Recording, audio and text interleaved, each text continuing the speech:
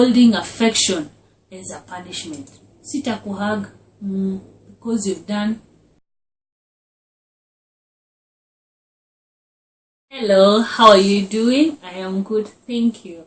My name is Rechael Mbugwa and welcome to my channel. Thank you so much for subscribing on my YouTube channel, Heart Clinic. But if you haven't, kindly subscribe, like, and feel free to even share.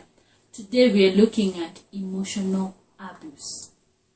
Emotional abuse is a painful and a serious pattern of abuse in which the primary goal is to control, shame, blame, and humiliate the victim through their emotions, and by discrediting, silencing, and isolating them from their loved ones.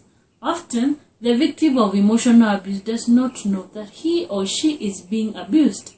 Rather, they may experience feelings of being insulted, wounded, or even feeling like they are walking on eggshell in a relationship.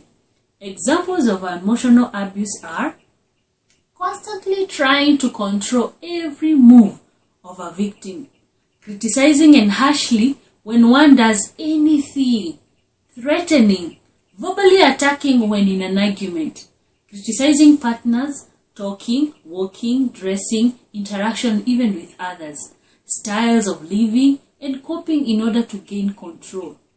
The use of shaming and belittling language, refusing to communicate at all, like silence treatment, isolating the victim from a supportive friends or even family, withholding affection as a punishment. Sitakuhug because you've done. Emotional abuse is a cycle, and emotional abuse occurs in this order. Once the victim of emotional abuse figures out what is going on and starts thinking about leaving or seriously calling the abuser into his action or even confronting them, the abuser suddenly becomes apologetic and romantic all of a sudden, trying to woo the victim back into their fold.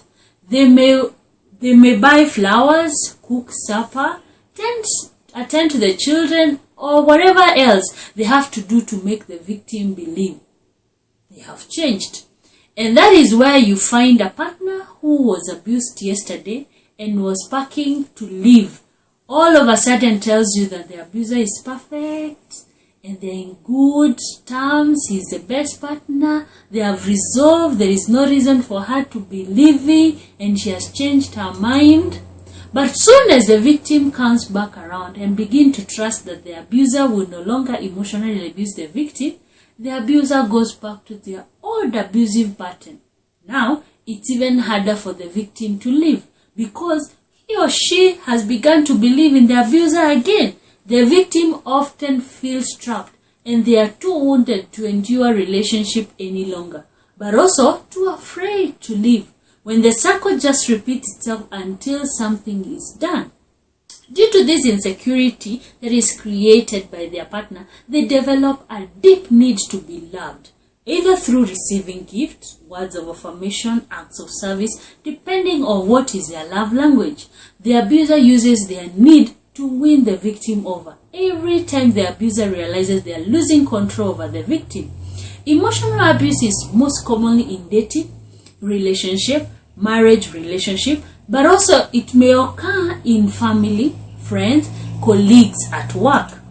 Impacts of emotional abuse. When emotional abuse causes one to lose the sense of self, the wounds are invisible to others, hidden in self-doubt, worthlessness, isolation. The scars from emotional abuse last longer and they are deeper than those that are physically abused. It can cause a number of healthy problems like depression, anxiety, stomach ulcers, eating disorder, or even insomnia, lack of sleep.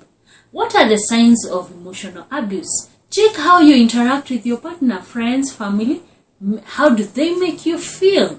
If you feel misunderstood, wounded, worthless, frustrated, confused, depressed, and anxiety, every time you interact with them, chances are high your relationship is an emotionally abusive. How to identify emotional abusers? They display unrealistic expectations. They act superior, entitled, and invalidates. attempt to isolate and control people. They create chaos. They use emotional blackmail. How to get help from an emotional abuse. Being honest about what you're experiencing can begin to take control of your life again. Get help through counseling. I'm a professional counseling. You can reach me on the contact on your screen. Seeking long-term professional help is a form of therapy, and support group can strengthen your personal and resolve to help you believe in self again and helps in you recovering from the abuse. Build a supportive network that can support. Do something that will help you think positively and affirm who you are. Learn to establish boundary. When you say no, it's a no. When you say I am leaving, you leave and don't come back again. Check your priorities, acknowledging that you cannot change anyone. It is only you who can change yourself. Have an exit plan for getting out of the situation when time comes. I repeat, when time comes. Because some of these decisions don't have to be made immediately, but you have to heal first, then make a decision. This is Heart Clinic with yours truly, Rechael Mbugwa, helping you in your healing process. Till next time, bye-bye.